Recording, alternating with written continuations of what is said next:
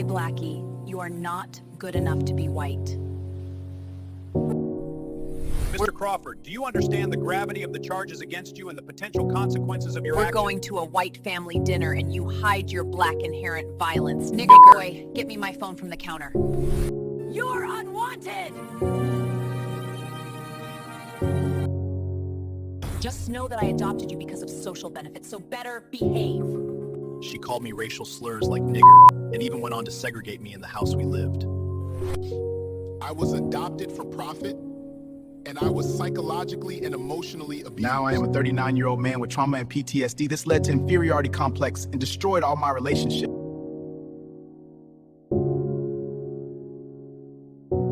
After all the evidence brought, you are hereby sentenced to... Welcome back to Dark Echoes Crime. Before we begin, I need to warn you, what you're about to hear is a true story so morally complex, so emotionally devastating, that by the end, you won't know whether to call this justice or murder.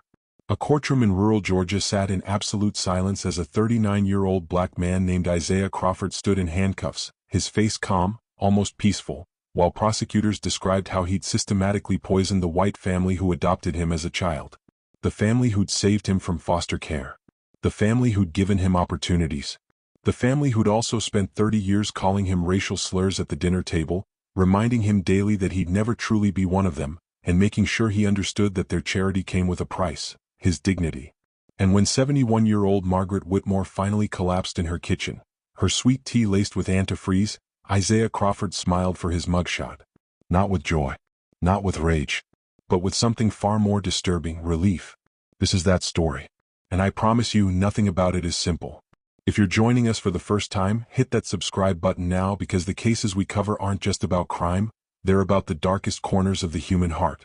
And if you're over 60, if you grew up in a time when adoption was supposed to be a beautiful gift, when foster care was supposed to save children, when families were supposed to be forever, this case is going to challenge everything you thought you knew about love, loyalty, and what happens when gratitude is demanded at knife point for 30 years. Drop a comment right now before we even begin. Tell me, can decades of abuse ever justify murder? I want to know where you stand before you hear this story because I guarantee your answer will be different by the end. Isaiah Crawford was born in Atlanta, Georgia in 1985 to a 15-year-old mother named Shanice Crawford who had no family support, no money, and no way to care for a baby.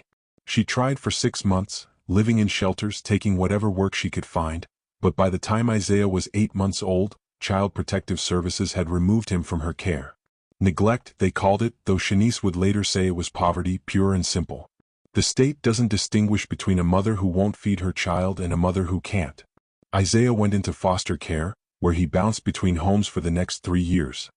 3 years of temporary placements, of learning not to get attached, of understanding even at age 3 that the adults around him could disappear at any moment.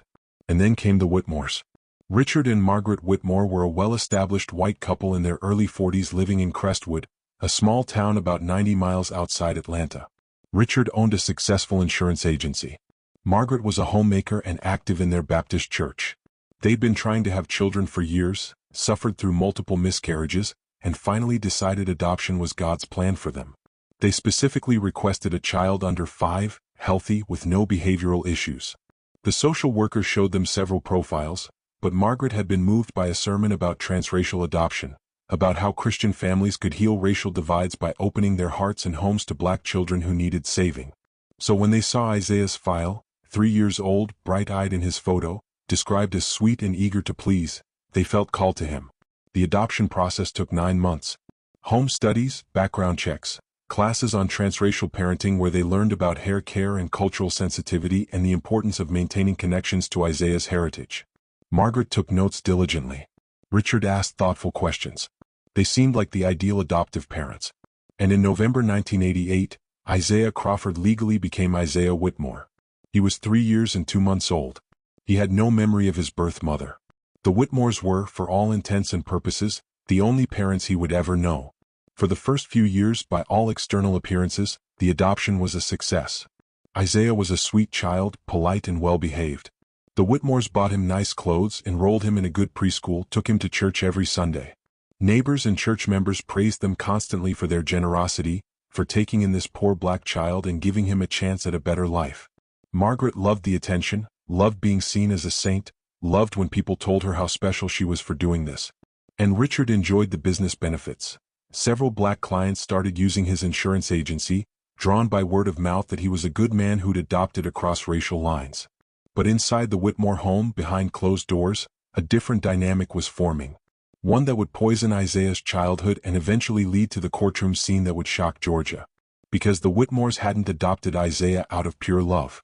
They'd adopted him out of a complex mix of genuine religiosity, white savior mentality, and a deep-seated belief that they were owed something: gratitude, deference, acknowledgement of their sacrifice, in exchange for giving this black child a home. From the time Isaiah was old enough to understand language, the Whitmores made sure he understood his place. You should be grateful we took you in. Do you know where you'd be without us? You'd be in some group home or dead on the streets like your real mother. We saved you. The least you can do is show some appreciation. These phrases became the soundtrack of Isaiah's childhood, repeated so often they lost their sting and became simple facts of his existence. He was supposed to be grateful. He was supposed to show appreciation. And if he didn't, if he complained or cried or acted like a normal child having a normal tantrum, the reminders got harsher. The racial slurs started when Isaiah was around 6 years old. He came home from school one day upset because another child had called him a name on the playground. Isaiah didn't even know what the word meant, but he knew from the other child's tone that it was bad. He told Margaret what happened, expecting comfort, expecting her to be upset on his behalf the way mothers are supposed to be when their children are hurt. Instead, Margaret had looked at him with an expression he couldn't quite read and said, "Well, that's what you are, isn't it? You're a little colored boy. That's just a fact. You need to have thicker skin if you're going to make it in this world." Richard was more subtle but equally damaging. He'd make jokes at the dinner table about black people, about welfare queens and lazy workers and crime statistics. And when Isaiah looked uncomfortable, Richard would say, "I'm not talking about you, Isaiah. You're one of the good ones. You're not like them." As if this was a compliment. As if being told you were acceptable only by being separated from your entire race was something to be proud of. As if Isaiah should thank him for this distinction. As Isaiah grew older and started to develop his own opinions, to push back against the casual racism in his home, the Whitmore's treatment of him grew harsher. When he was 12, he got in trouble at school for fighting with a white classmate who'd called him a slur. The school called Richard to pick him up, and on the drive home, Richard didn't ask what had happened or why Isaiah had been fighting. He just said, "You need to learn to control yourself. That's the problem with you people. You're too emotional, too quick to violence. We've given you every advantage and this is how you repay us?" Isaiah had tried to explain that he'd been defending himself, that the other boy had started it, but Richard cut him off. "I don't want to hear excuses. When we get home, you're going to apologize to your mother for embarrassing this family." The summer Isaiah turned 14, he asked if he could attend a summer camp for adopted children of color, a program designed to help transracial adoptees connect with their heritage and with other kids who understood their experience. Margaret had been furious. "You want to go spend time with a bunch of angry black kids who are going to fill your head with nonsense about how unfair the world is? Absolutely not. We've given you everything you need right here. You don't need to go looking for your roots or whatever nonsense this is about. You're a Whitmore. Act like it." But the worst incidents, the ones that would later become key evidence in Isaiah's trial, involved explicit racial slurs used not in anger but casually, as if they were simply descriptive terms. Margaret would call Isaiah into the kitchen to help with dishes and say, "Come here, boy, I need you to wash these." The word boy carrying all the weight of generations of racism, used deliberately to remind Isaiah of his subservient position. Richard would introduce Isaiah to business associates as our adopted son, and we've done our best with him, but you know how these kids are, with a knowing look that suggested Isaiah's blackness was a character flaw the Whitmores had nobly chosen to overlook. And the sweet tea. God, the sweet tea. This detail would become crucial later, but it started as such a small thing. Every Sunday after church, the Whitmores would have people over for lunch. Margaret made sweet tea, the kind of southern sweet tea that's more sugar than tea, served in a crystal pitcher with lemon slices floating on top. And every Sunday as Margaret poured tea for her guests, she'd make the same comment. "Isaiah, go get more ice. And don't drink any of this. This is for our real guests. We didn't raise you up from nothing just to have you acting like you're one of us. Get the Kool-Aid from the fridge if you're thirsty."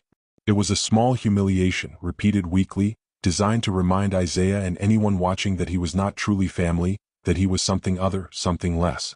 Isaiah learned to swallow his anger. Learned to smile and nod and say yes ma'am and yes sir and thank you for everything you've done for me. He learned that expressing hurt or anger would only make things worse, would only trigger longer lectures about gratitude and sacrifice and how dare you be upset when we've given you so much. He learned to make himself small and quiet and acceptable. He got good grades because anything less would be used as evidence that, see, we try to help them but they just can't achieve like we do. He stayed out of trouble because any mistake would be magnified, would become proof that you can take the boy out of the hood but you can't take the hood out of the boy. By the time Isaiah graduated high school, he was a shell of a person. Polite on the outside, screaming on the inside. He'd been accepted to several colleges, but Richard and Margaret made it clear they wouldn't help pay for anything out of state. You'll go to the local community college and live here at home where we can keep an eye on you. We're not spending tens of thousands of dollars to send you off somewhere you'll probably just drop out anyway. So Isaiah enrolled at Crestwood Community College, lived at home, worked part-time at a grocery store, and counted down the days until he could escape. That escape came when he was 21. He'd been secretly saving money, and the moment he finished his associate degree, he told the Whitmores he was moving to Atlanta. Margaret had been devastated, or at least had performed devastation convincingly. After everything we've done for you, this is how you repay us? By abandoning us? We gave you a home, a family, opportunities you never would have had, and you can't even stay close by to help us as we get older? Richard had been colder, more calculating. Fine. Go. But don't expect any help from us. You're on your own now. And don't come crawling back when things don't work out because the real world isn't going to coddle you the way we have. Isaiah had left anyway. Packed his few possessions into his beat-up car and driven to Atlanta without looking back. And for 18 years he barely spoke to the Whitmores. A phone call at Christmas. An obligatory card on their birthdays. But no visits, no real relationship, no warmth. He was free and freedom meant distance. In Atlanta, Isaiah slowly began to heal, though he'd never fully recover from the damage of his childhood. He worked his way through Georgia State University, earning a bachelor's degree in social work. He became a case manager for foster children, drawn to the work by his own experiences, wanting to help kids who felt as lost and unwanted as he once had. He went to therapy, unpacking 30 years of racial trauma and psychological abuse. He joined support groups for transracial adoptees and found others who understood the unique pain of being raised by people who saw your race as a problem to be managed rather than a heritage to be celebrated. He even started dating, though relationships were hard. He'd never learned what healthy love looked like, had no model for how families were supposed to treat each other. His therapist told him he had complex PTSD, that the years of being told he should be grateful for basic care had rewired his brain, made him believe he wasn't worthy of unconditional love. But he was trying. He was healing. He was building a life that had nothing to do with the Whitmores. And then came the phone call that would change everything. It was a Tuesday morning in March of 2024. Isaiah was at work helping a 15-year-old navigate the foster system, when his phone rang. Unknown number but a Crestwood area code. He almost didn't answer but something made him pick up. The voice on the other end was Richard Whitmore, and he sounded older, frilier than Isaiah remembered. Isaiah, it's Richard. Your mother's not doing well. She's had some health issues, heart problems the doctors say. She's asking for you. She wants to see you before anything happens. I know things have been difficult between us, but she's still your mother. She raised you. Don't you think you owe her at least a visit? There it was again. That word. As if 18 years of distance hadn't been enough to escape the chains of obligation the Whitmores had spent his childhood wrapping around him. Isaiah's first instinct was to hang up, to say he was busy, to maintain the boundaries he'd worked so hard to establish. But Richard kept talking. She's dying, Isaiah. The doctors give her maybe 6 months. She wants to make peace with you. To apologize for anything she might have done that hurt you. She's found God again in a new way, been doing a lot of reflecting on her life. Please, just come visit once. That's all I'm asking. One visit. Isaiah heard himself agreeing before he'd fully decided to. Maybe it was curiosity. Maybe it was that deeply ingrained sense of obligation that therapy hadn't quite rooted out. Maybe it was hope, foolish, desperate hope that Margaret really had changed, that she really did want to apologize, that the nightmare of his childhood might finally get some kind of resolution. Whatever the reason, Isaiah said yes. He'd come that weekend. The drive back to Crestwood felt like traveling backward through time. Every mile closer to that town, Isaiah felt himself regressing, felt that scared, angry child he'd been trying to leave behind rising back to the surface. By the time he pulled into the Whitmore's driveway, his hands were shaking on the steering wheel. The house looked exactly the same. White siding, black shutters, perfectly manicured lawn. The same porch where Margaret used to make him sit separately from white visitors. The same driveway where Richard used to make him wash the cars every Saturday while lecturing him about the value of hard work and how lucky he was to have chores because it was building character. Isaiah sat in his car for a full 5 minutes, fighting the urge to drive away, before finally forcing himself to get out and walk to the front door. Richard answered, looking every bit of his 73 years. Thinner, grayer, more stooped than Isaiah remembered. But his eyes were the same, cold, calculating, appraising. He looked Isaiah up and down and said, "You've put on weight. And is that gray in your beard? I guess we're all getting older. Come in, come in." Margaret's resting in the living room. No hello. No how have you been. No acknowledgement that they hadn't seen each other in 18 years. Just a criticism about Isaiah's appearance and a command to come inside. Isaiah felt that old familiar knot forming in his stomach, but he followed Richard into the house. Margaret was sitting in a recliner by the window, an oxygen tank beside her, a thin tube running under her nose. She looked frail, her skin papery and pale, her hands trembling slightly as she reached for a glass of sweet tea on the side table. The same crystal pitcher sat on the coffee table, condensation beating on its sides. That pitcher. That goddamn pitcher. Isaiah felt 20 years of rage surge up his throat. But Margaret smiled when she saw him, and for a moment, Isaiah saw something that might have been genuine warmth. "Isaiah, my boy, you came. I wasn't sure you would. Come sit down, let me look at you. Richard, get him something to drink. There's sweet tea or if you'd prefer Kool-Aid." And there it was. The first cut delivered with a smile. So subtle that if Isaiah mentioned it, Margaret could claim she was just offering options, that he was being too sensitive. But Isaiah knew. He'd always known. The message was clear. You're still not really one of us. Isaiah sat on the couch across from Margaret, and Richard brought him a glass of sweet tea without asking what he wanted. Richard sat in his own chair, and for a moment, the three of them just looked at each other, 18 years of silence and pain filling the space between them. Margaret spoke first. "Isaiah, I want you to know how much it means to me that you came. I've been thinking a lot lately about my life, about the choices I've made, about how I've treated people. And I wanted the chance to talk to you about our relationship. About the past." Isaiah waited. He didn't trust this. Didn't trust the soft tone or the careful words. But he'd come this far, so he let her continue. "I know things weren't always easy when you were growing up. I know Richard and I were strict, maybe too strict. We had high expectations and sometimes we expressed our frustrations in ways that might have hurt you. But you have to understand, Isaiah, we were doing the best we could. We took you in when nobody else wanted you. We gave you opportunities. We raised you in a good Christian home. And yes, we expected gratitude in return. Is that so wrong? After everything we sacrificed for you?" Isaiah felt something inside him crack. This wasn't an apology. This was the same old script, dressed up in softer language. "We hurt you, but really you should thank us for it." Margaret continued, either not noticing or not caring about Isaiah's expression. "I'm dying, Isaiah. The doctors say 6 months, maybe less. And before I go, I need to know that you understand what we did for you. That you're grateful. That you don't hold any anger toward us for simply trying to raise you right. Because all those times we corrected you, all those times we reminded you to be better, to act right, to not be like those other black children, we were doing that out of love. We wanted you to succeed. Can you see that now? Can you forgive us for being so hard on you?" Isaiah looked at Margaret, at Richard, at the sweet tea pitcher on the table. At this house where he'd spent 15 years being reminded daily that he was less than, other than, should be grateful for basic human dignity. And something inside him snapped. Not dramatically. Not with shouting or tears. Just a quiet, cold break. Like ice cracking on a frozen lake. He smiled.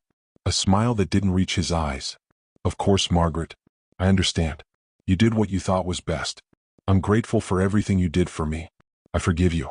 The lie tasted bitter, but it satisfied Margaret. Her face relaxed. She reached out and patted Isaiah's hand. "I knew you'd understand. You were always such a good boy when you wanted to be. Now you'll come visit again, won't you? These might be my last months. It would mean so much to have you here, to have my son close by." Isaiah agreed. Told them he'd come back next weekend. Told them he'd come as often as he could. Told them everything they wanted to hear. Because a plan was already forming in his mind. A plan that had been building for 30 years, through every slur, every humiliation, every casual cruelty delivered with a smile. Margaret wanted him close? He'd come close. Margaret wanted sweet tea? He'd bring sweet tea. Margaret wanted her son? She was about to find out what kind of son she'd actually created. If you're still watching, if you're still with me through this story, comment the word justice right now if you think Margaret deserved what's coming. Comment mercy if you think she was just a product of her generation and Isaiah should have walked away. I want to know where you stand because this is where the story gets dark. This is where we cross lines that can't be uncrossed. Hit that like button if this case is gripping you the way it gripped the courtroom in Georgia.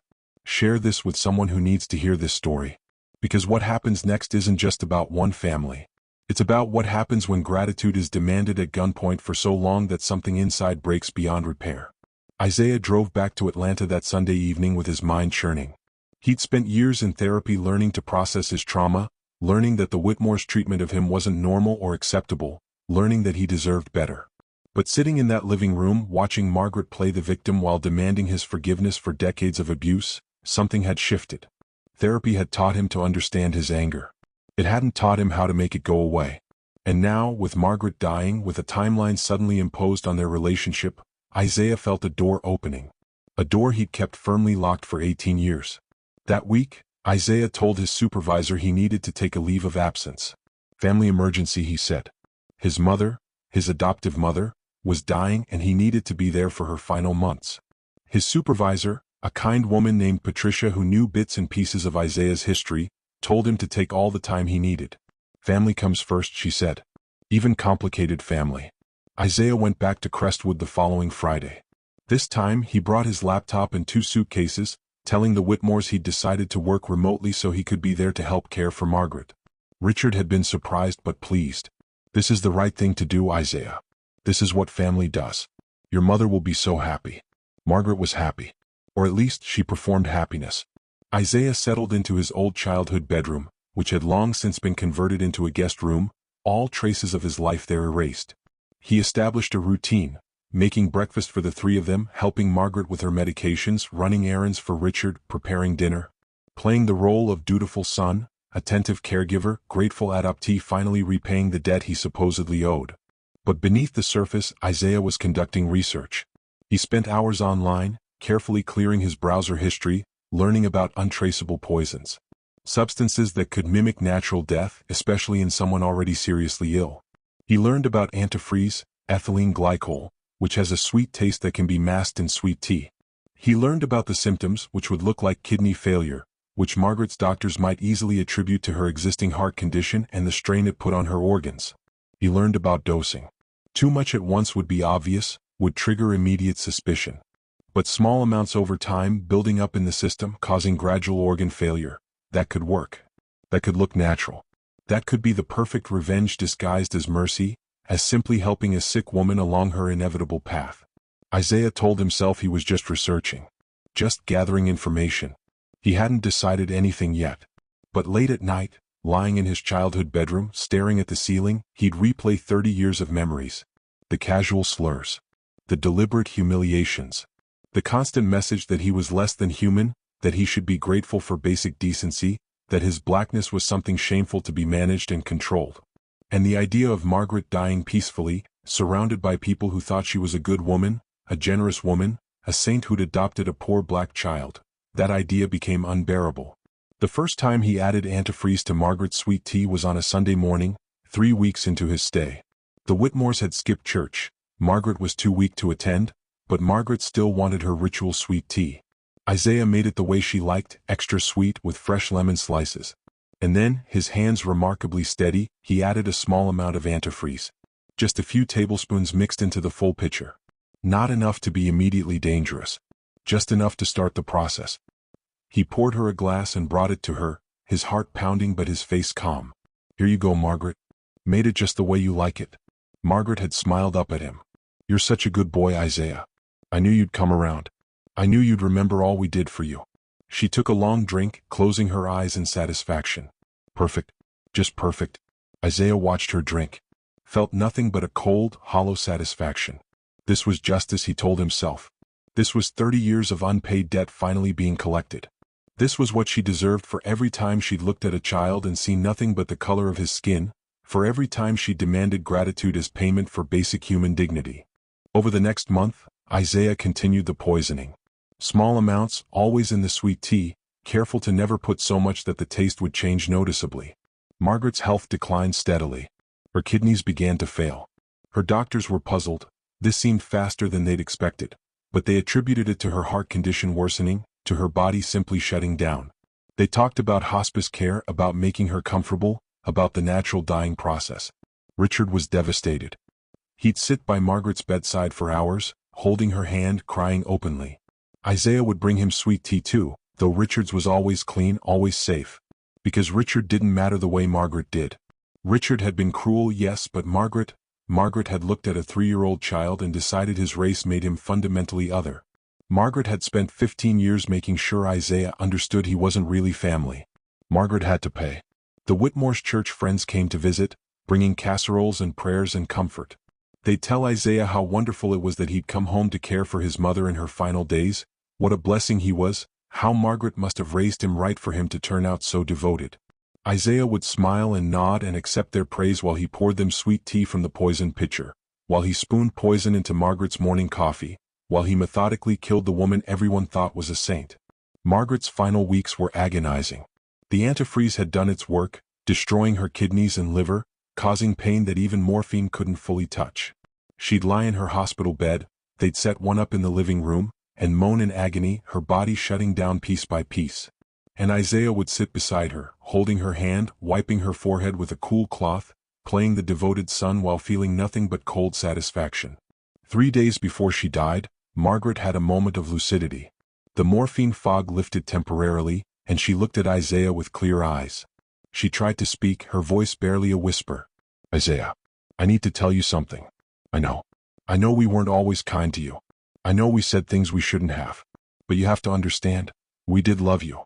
In our own way. We did the best we could. Isaiah leaned close, his face gentle and caring. I know, Margaret. I forgive you. I understand you did your best. You can rest now. You can let go. You don't need to worry about anything anymore. But Margaret wasn't done. Her grip on his hand tightened, surprisingly strong for someone so close to death. Promise me something, Isaiah. Promise me you'll tell people. Tell people we were good parents. That we saved you. That you were grateful. I don't want people to think we did anything wrong. Promise me.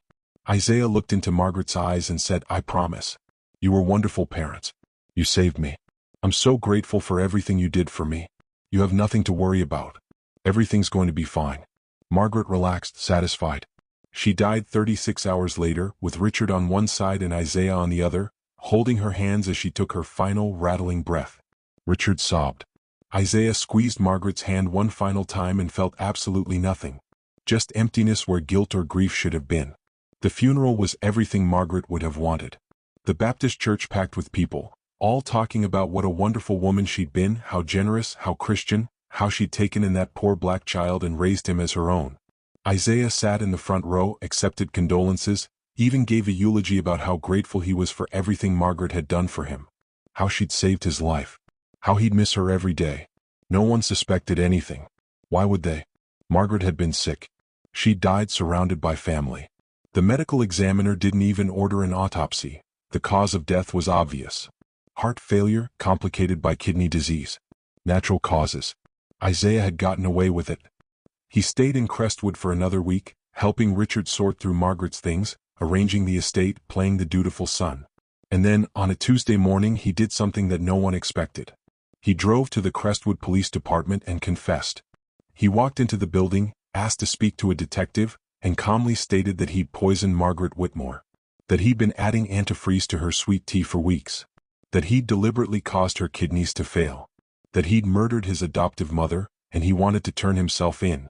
The detective, a middle-aged white man named Carl Thompson, had initially thought Isaiah was having some kind of breakdown. Grief does strange things to people, he'd said kindly. Sometimes we feel guilty when someone dies, even when we had nothing to do with it. But Isaiah had been insistent. He'd brought his laptop. He'd shown them his search history, all the research on poisoning he'd done. He'd told them where they could find the bottle of antifreeze hidden in the garage. He'd given them dates, times, methods.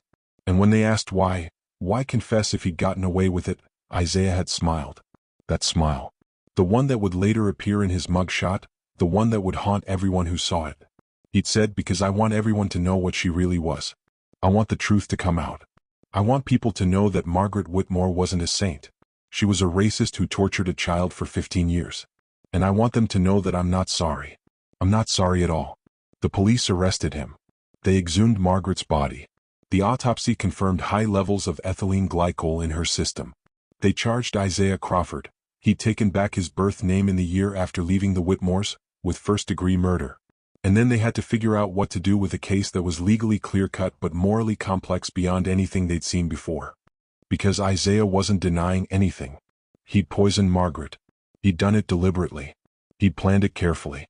By every legal standard, this was premeditated murder. But Isaiah's defense attorney, a sharp black woman named Denise Carter who'd taken the case pro bono after hearing the details, argued that the case was more complicated than it appeared. She presented evidence of the 30 years of abuse. She brought in Isaiah's therapy records showing his PTSD diagnosis. She found Isaiah's old teachers who testified that they'd noticed bruises on him as a child, that he'd seemed withdrawn and frightened. She tracked down other black children who'd been adopted by white families in the area, and they told similar stories, of being called slurs, of being reminded constantly of their race, of being expected to perform gratitude for basic care.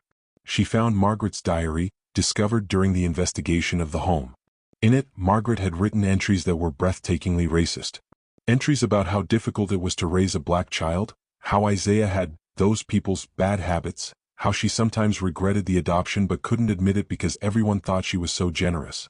Entries that confirmed everything Isaiah had said about his childhood. The prosecution, led by District Attorney Michael Dawson, argued that none of that mattered. That abuse, however severe, doesn't justify murder.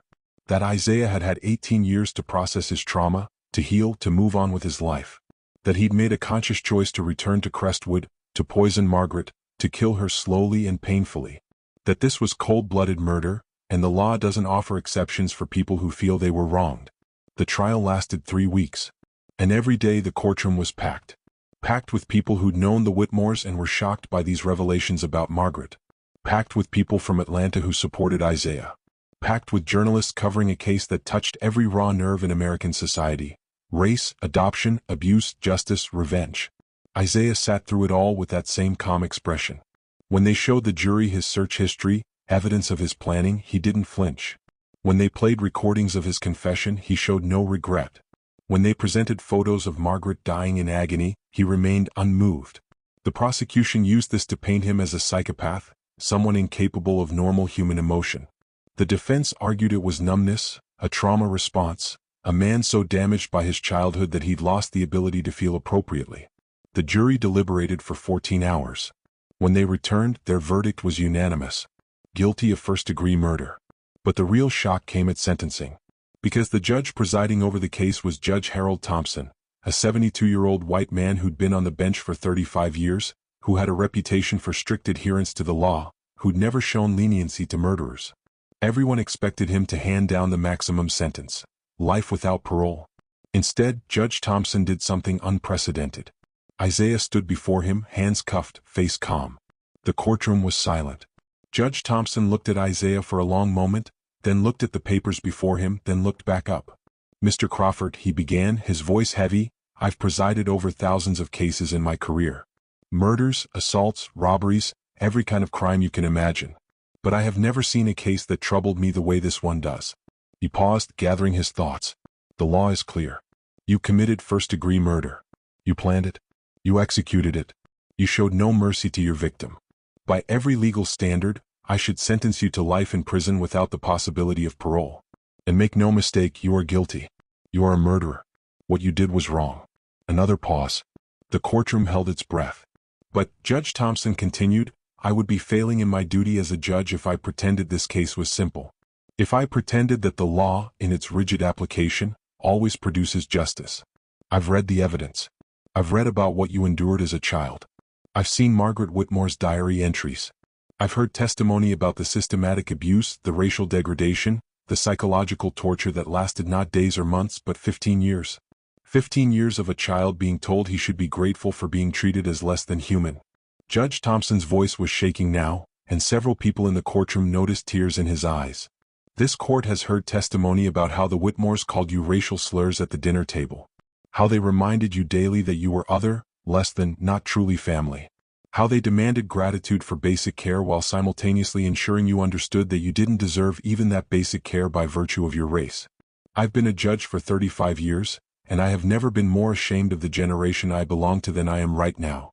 The prosecution started to rise, objecting to this line of commentary, but Judge Thompson held up his hand. "Sit down, counselor. I'm not finished. This is my courtroom and I will speak." He turned back to Isaiah. "Mr. Crawford, what you did was murder. And I will not excuse it. But I also cannot ignore the profound moral failure of every adult who was supposed to protect you and didn't. I cannot ignore that Margaret and Richard Whitmore adopted a child not out of love, but out of a savior complex that treated your humanity as optional. I cannot ignore that you were a child, powerless and trapped, subjected to abuse that this court would recognize as torture if it had been done to a prisoner of war. And I cannot ignore that you spent 18 years trying to heal, trying to move forward, only to be pulled back into that trauma by a dying woman who wanted your forgiveness without ever acknowledging what she'd done to you." Judge Thompson looked down at his sentencing guidelines, then back up at Isaiah. "The law gives me discretion within certain parameters. And I'm going to use that discretion in a way that I know will be controversial, that will likely end my career, that will make people question my judgment. But I took an oath to uphold justice, not just law. And sometimes, justice requires acknowledging that the system failed someone long before they committed a crime. Because Isaiah wasn't denying anything. He'd poisoned Margaret. He'd done it deliberately. He'd planned it carefully. By every legal standard, this was premeditated murder. But Isaiah's defense attorney, a sharp black woman named Denise Carter who'd taken the case pro bono after hearing the details, argued that the case was more complicated than it appeared. She presented evidence of the 30 years of abuse. She brought in Isaiah's therapy records showing his PTSD diagnosis. She found Isaiah's old teachers who testified that they'd noticed bruises on him as a child, that he'd seemed withdrawn and frightened. She tracked down other black children who'd been adopted by white families in the area, and they told similar stories, of being called slurs, of being reminded constantly of their race, of being expected to perform gratitude for basic care. She found Margaret's diary, discovered during the investigation of the home. In it, Margaret had written entries that were breathtakingly racist. Entries about how difficult it was to raise a black child, how Isaiah had those people's bad habits, how she sometimes regretted the adoption but couldn't admit it because everyone thought she was so generous. Entries that confirmed everything Isaiah had said about his childhood. The prosecution, led by District Attorney Michael Dawson, argued that none of that mattered. That abuse, however severe, doesn't justify murder. That Isaiah had had 18 years to process his trauma, to heal, to move on with his life. That he'd made a conscious choice to return to Crestwood, to poison Margaret, to kill her slowly and painfully. That this was cold-blooded murder, and the law doesn't offer exceptions for people who feel they were wronged. The trial lasted 3 weeks. And every day the courtroom was packed. Packed with people who'd known the Whitmores and were shocked by these revelations about Margaret. Packed with people from Atlanta who supported Isaiah. Packed with journalists covering a case that touched every raw nerve in American society. Race, adoption, abuse, justice, revenge. Isaiah sat through it all with that same calm expression. When they showed the jury his search history, evidence of his planning, he didn't flinch. When they played recordings of his confession, he showed no regret. When they presented photos of Margaret dying in agony, he remained unmoved. The prosecution used this to paint him as a psychopath, someone incapable of normal human emotion. The defense argued it was numbness, a trauma response, a man so damaged by his childhood that he'd lost the ability to feel appropriately. The jury deliberated for 14 hours. When they returned, their verdict was unanimous. Guilty of first-degree murder. But the real shock came at sentencing. Because the judge presiding over the case was Judge Harold Thompson, a 72-year-old white man who'd been on the bench for 35 years, who had a reputation for strict adherence to the law, who'd never shown leniency to murderers. Everyone expected him to hand down the maximum sentence, life without parole. Instead, Judge Thompson did something unprecedented. Isaiah stood before him, hands cuffed, face calm. The courtroom was silent.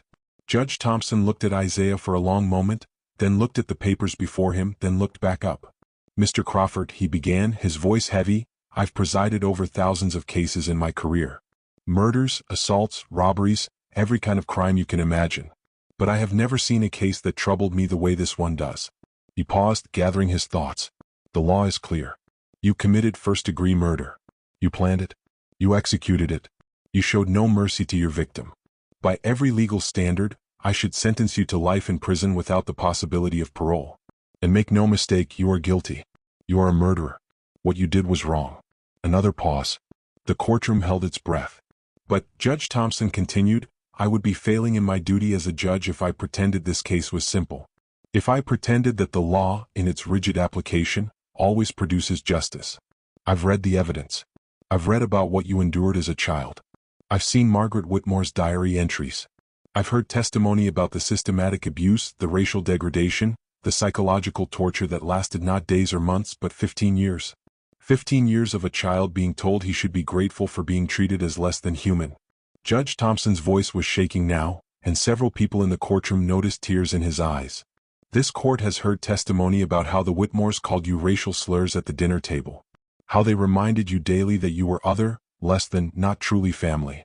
How they demanded gratitude for basic care while simultaneously ensuring you understood that you didn't deserve even that basic care by virtue of your race. I've been a judge for 35 years, and I have never been more ashamed of the generation I belong to than I am right now.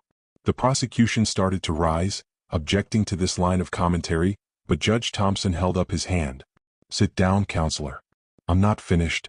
This is my courtroom and I will speak. He turned back to Isaiah. Mr. Crawford, what you did was murder. And I will not, excuse it. But I also cannot ignore the profound moral failure of every adult who was supposed to protect you and didn't. I cannot ignore that Margaret and Richard Whitmore adopted a child not out of love, but out of a savior complex that treated your humanity as optional. I cannot ignore that you were a child, powerless and trapped, subjected to abuse that this court would recognize as torture if it had been done to a prisoner of war. And I cannot ignore that you spent 18 years trying to heal, trying to move forward, only to be pulled back into that trauma by a dying woman who wanted your forgiveness without ever acknowledging what she'd done to you. Judge Thompson looked down at his sentencing guidelines, then back up at Isaiah. The law gives me discretion within certain parameters. And I'm going to use that discretion in a way that I know will be controversial, that will likely end my career, that will make people question my judgment. But I took an oath to uphold justice, not just law. And sometimes, justice requires acknowledging that the system failed someone long before they committed a crime. He took a deep breath. Isaiah Crawford, I hereby sentence you to 15 years in prison, with the possibility of parole after 7 years. Additionally, I'm ordering that you receive comprehensive mental health treatment throughout your incarceration, and that your parole consideration take into account the progress you make in addressing your trauma. The courtroom exploded. The prosecutor was on his feet, shouting objections. Margaret's church friends were crying and yelling that this was an outrage. Richard Whitmore, who'd attended every day of the trial, stood up and screamed that the judge was a disgrace. But supporters of Isaiah were cheering, crying, embracing each other. The bailiffs had to restore order 3 times. Judge Thompson banged his gavel repeatedly. I said order. He waited until the room quieted. I know this sentence will be unpopular. I know many of you believe Mr. Crawford should spend the rest of his life in prison. And I acknowledge that Margaret Whitmore, regardless of how she treated him, did not deserve to be murdered. No one deserves to be murdered. But I also know that if we as a society had done our jobs, if social workers had investigated the bruises, if teachers had questioned the fear they saw in a child's eyes, if church members had looked past the Whitmore's generous donations and actually seen what was happening in that home, we wouldn't be here today. Isaiah Crawford is a murderer. But we made him one. He looked directly at Isaiah. Mr. Crawford, I hope you use these years in prison to heal in a way you were never allowed to heal before. I hope you come to understand that what you did, while understandable, was wrong. That Margaret Whitmore's death doesn't undo your childhood. That revenge doesn't bring peace. And I hope that when you're released, you can find a way to live that honors the child you were, the child who deserved so much better than what he got. Isaiah's expression finally shifted. His eyes filled with tears, and for the first time since his arrest, he looked like what he was, a broken man carrying more pain than any person should have to bear. He nodded at the judge, unable to speak. Judge Thompson continued. To everyone watching this case, to everyone who will read about it or see it on the news, I want to say this. We cannot keep failing black children. We cannot keep allowing white families to adopt black children without proper training, without oversight, without consequences when they treat those children as projects rather than people. We cannot keep demanding that victims of abuse be perfect, be forgiving, be gracious to their abusers. And we cannot keep pretending that our justice system is colorblind when we all know, that if Isaiah Crawford had been a white man who murdered a black woman, this courtroom would look very different right now. He banged his gavel one final time. This court is adjourned. Bailiff, take Mr. Crawford into custody. As they led Isaiah away, he looked back at the courtroom one more time. His eyes found Richard Whitmore in the gallery. And Isaiah said, loud enough for everyone to hear, "I'm sorry Margaret died in pain. But I'm not sorry she's dead. She should have been sorry for what she did to me. She had 30 years to be sorry. She died demanding gratitude instead." Richard Whitmore lunged toward Isaiah, but bailiffs held him back. He was screaming, his face red, veins popping in his neck. "You ungrateful," that was the word he kept using. Ungrateful. As if Isaiah owed them something even now, even after everything. The case made national headlines. Legal experts debated Judge Thompson's sentence on every news channel. Some praised him for recognizing the complexity of trauma and abuse. Others condemned him for being too lenient with a cold-blooded murderer. Racial justice advocates held the case up as an example of why transracial adoption needs better regulation. Conservative commentators used it to argue that victims are playing the race card to excuse criminal behavior. Judge Thompson retired 2 weeks after the sentencing. He gave one interview to a local newspaper, where he said he'd received death threats but also hundreds of letters from transracial adoptees thanking him for seeing them, for acknowledging their pain. He said he'd made peace with his decision, that he could live with the controversy, that he couldn't have lived with himself if he'd sentenced Isaiah to die in prison for finally fighting back against 30 years of abuse. Isaiah served 7 years. In prison, he completed his master's degree in social work. He facilitated support groups for other inmates who'd been abused as children. He wrote extensively about his experience, essays that were published in academic journals about trauma, about transracial adoption, about the long-term effects of racist abuse. He became, in an ironic twist, exactly what the Whitmores had always said they wanted him to be: educated, articulate, accomplished. But he did it for himself, not for them. Not to prove anything to anyone. Just to heal. When he was released in 2031, Isaiah was 46 years old. He returned to Atlanta, to the foster care agency where he'd worked before. They'd kept his position open, waiting for him. His first day back, he met with a 9-year-old black girl who'd just been placed with a white family. And the first thing he told her was, "You don't owe them gratitude for treating you like a human being. You deserve love, real love, not conditional acceptance based on how well you perform the role they want you to play. And if anyone ever makes you feel less than because of your race, you tell me. You tell someone. Don't carry that alone." Richard Whitmore never recovered from Margaret's death or from learning the truth about how she treated Isaiah. He sold the house in Crestwood and moved to a retirement community in Florida. He gave one interview to a Christian magazine, where he maintained that he and Margaret had been good parents, that Isaiah had misinterpreted things, that his confession was a cry for attention from someone mentally unstable. The interviewer noted that Richard's hands shook throughout the conversation, that he couldn't maintain eye contact, that he seemed to be trying to convince himself as much as the readers. Margaret's church held a memorial service on the first anniversary of her death. They invited Isaiah to speak. He declined. But he sent a letter that was read aloud. In it, he wrote, "I hope that Margaret found peace in whatever comes after death. I hope she understood in those final moments what she'd done to a child who had no power to defend himself. I hope she was sorry. But I don't need her to have been sorry for me to move forward with my life. I've learned that healing isn't about getting the apology you deserve. It's about deciding that the people who hurt you don't get to control your future the way they controlled your past." The letter ended with, "I forgive Margaret. Not because she earned it, but because I refuse to carry her anymore. She's dead. I'm alive. And I'm going to spend the rest of my life making sure no other child suffers what I suffered." Drop a comment right now and tell me, was Judge Thompson right? Was 7 years enough, or should Isaiah have gotten life? Are you angry at the sentence, or do you understand it? Comment justice if you think the judge saw something the law couldn't see. Comment murder if you think abuse never excuses killing. I want to know where you stand. And if you're over 60, if you lived through the era when transracial adoption was being pushed as the solution to racism, if you remember when black children were adopted into white families with good intentions but terrible outcomes, tell me your story in the comments. Tell me what you saw. Tell me if this case makes you think differently about the world you helped create. Hit that subscribe button if cases like this, cases that force us to question everything we think we know about justice, are what you're here for. Share this video with someone who needs to understand that trauma doesn't excuse murder, but it does explain it. And that sometimes, the people we think are monsters were made that way by people we think are saints. The ripple effects of Isaiah Crawford's case continued long after his release from prison. The case became a landmark in discussions about transracial adoption, about institutional racism, about the long-term psychological effects of racial abuse in childhood. Several states passed laws requiring mandatory cultural competency training for anyone seeking to adopt across racial lines. Social workers began conducting more thorough follow-up visits with transracial adoptive families, specifically looking for signs of racial trauma in the children. But the case also sparked a backlash. Conservative groups argued that this was political correctness run amok, that judging parents from decades ago by today's standards was unfair, that the Whitmores had given Isaiah opportunities he never would have had otherwise. They pointed out that Isaiah had gone to college, had a career, had a life, all because of the Whitmores. Wasn't that worth something? Didn't that count for anything? Isaiah addressed this in an essay he published 3 years after his release. He wrote, "The question isn't whether the Whitmores gave me material advantages. They did. I had food, shelter, education.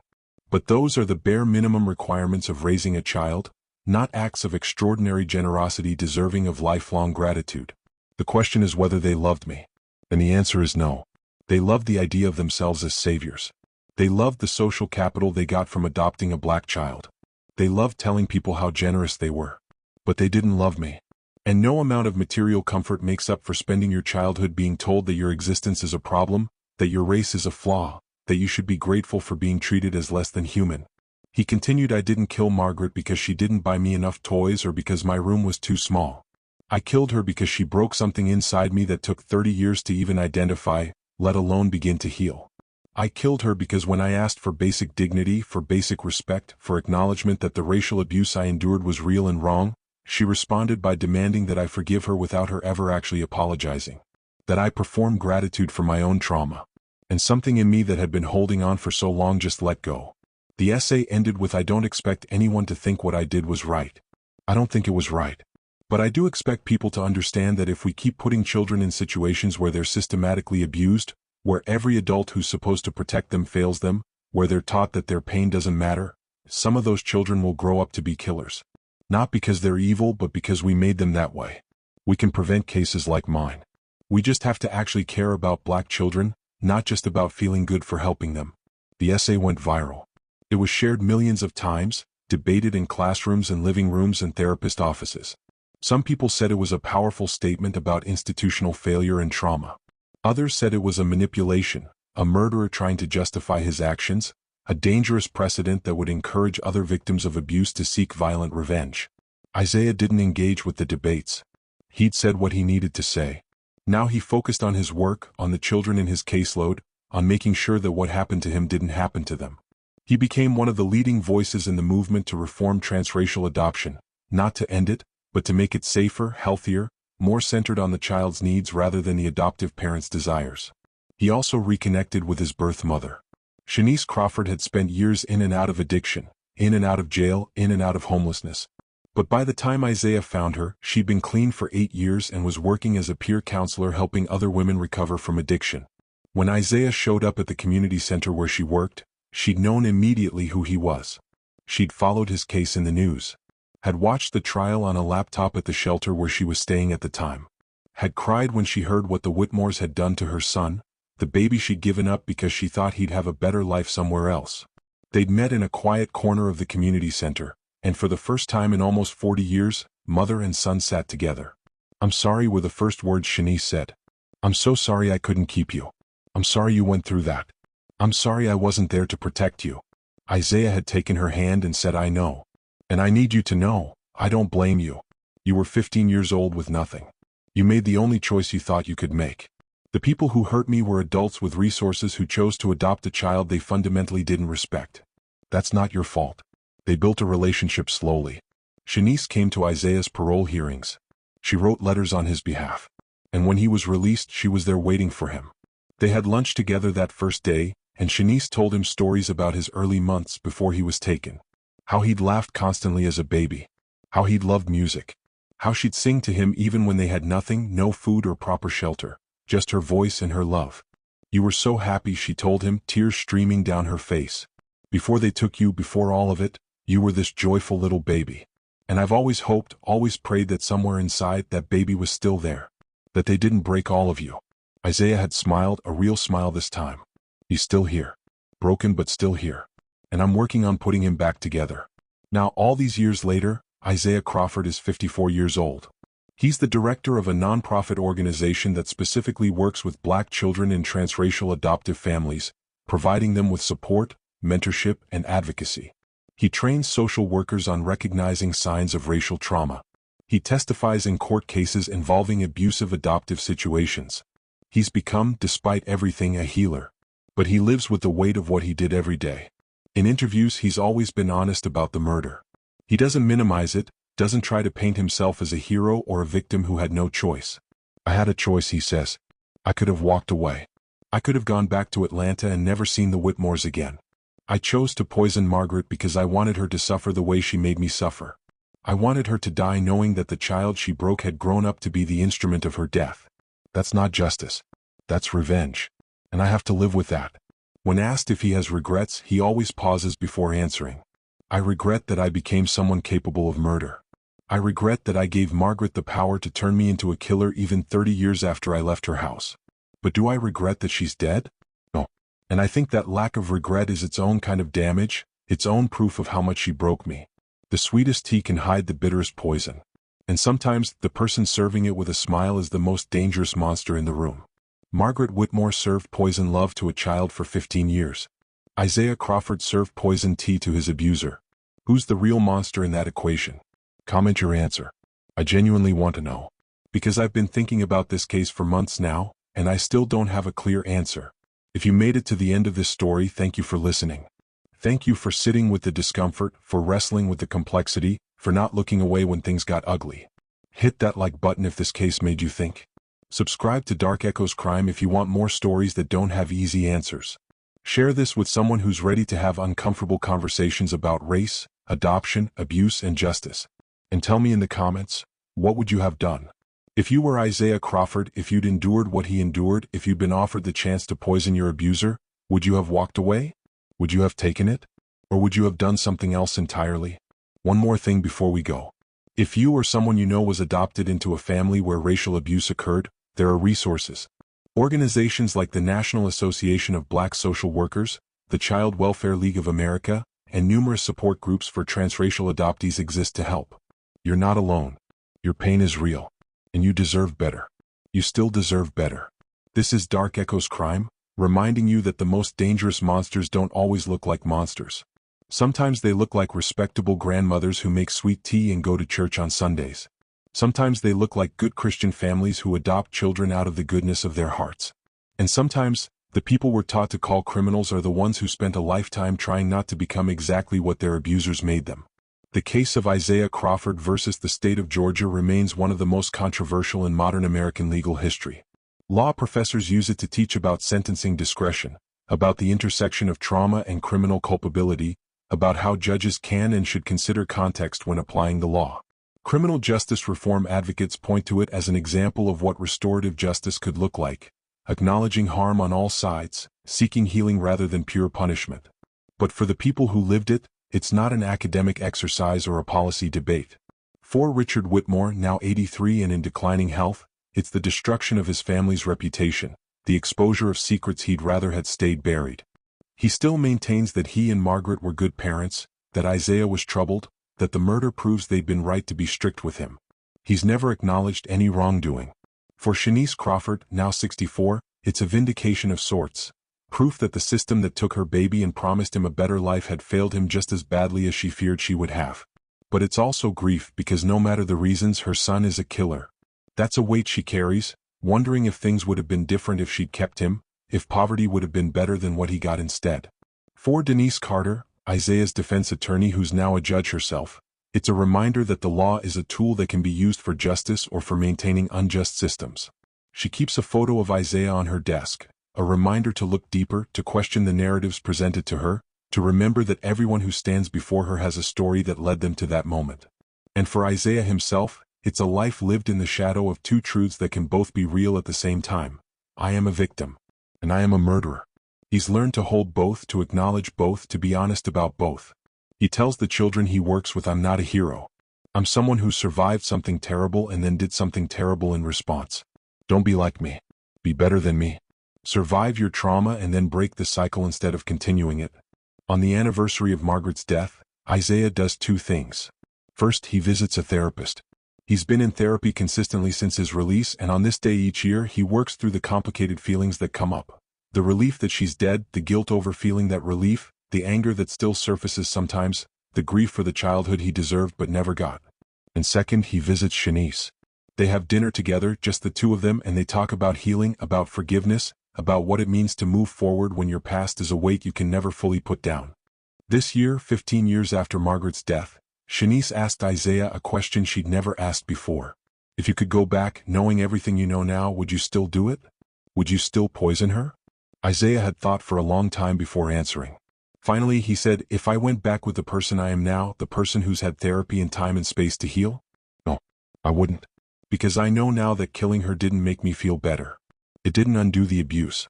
It just added guilt to the trauma I was already carrying. But if you're asking whether the Isaiah who was 39 years old, who just spent 3 weeks back in that house reliving his childhood, who was still so broken inside, whether that Isaiah would make the same choice? Yes, he would. Because that Isaiah didn't know any other way to make the pain stop. Shanice had nodded slowly. Do you forgive yourself? Someday maybe. I'm working on it. I've forgiven Margaret, or at least I've let go of needing anything from her. But forgiving myself for becoming a killer? That's harder. 'Cause I know better. I work with traumatized kids every day. I tell them that hurt people, but we can choose to break that cycle. And I didn't break it. I embodied it. So I have to live with being the example of what not to do. The conversation had ended with Shanice taking her son's hands and saying, you're still that joyful baby I held. You're still the boy who deserved better. And you're also the man who killed someone. All of those things are true. And you get to decide which one defines your future. Isaiah had squeezed her hands back and said, I'm choosing the first two. Every day, I'm choosing to be that baby who deserved better and to become the man who helps other babies get the better that I didn't get. The killer part, that's always going to be there. But it doesn't have to be the biggest part. As this story comes to a close, I want to leave you with one final thought. The case of Isaiah Crawford asks us to hold two seemingly contradictory ideas at once. That trauma can explain behavior without excusing it, and that our justice system must find ways to acknowledge context while still maintaining accountability. Isaiah is serving his sentence, has served it. He's a free man who will carry the weight of murder for the rest of his life. Is that justice? Is that enough? Is that too much? Only you can answer that. Comment below with your final verdict. Not the legal verdict, we know what that was. Your moral verdict. Your heart verdict. After hearing the full story, after understanding the decades of abuse, after witnessing the murder, after learning about the aftermath, what do you believe is right? If you're still here, if you watched this entire video, you're exactly the kind of viewer Dark Echoes Crime is for. People who can sit with complexity. People who don't need easy answers. People who understand that real life is messier and more morally ambiguous than any legal statute can capture. Subscribe if you haven't already. Hit the notification bell for cases that will make you think, that will challenge you, that will refuse to let you look away from the hardest questions about humanity. And if this case touched something in you, if it resonated with your own experiences of trauma or abuse or the foster care system or adoption or racism, please reach out for help. You don't have to carry it alone. You don't have to let it turn you into someone you don't want to be. There are resources, there are people who understand, there are paths to healing that don't require destroying others or yourself. This was the story of Isaiah Crawford and Margaret Whitmore. A story with no heroes, only broken people making choices that would echo through decades. A story about what happens when society fails children and then expects those children to become perfect adults.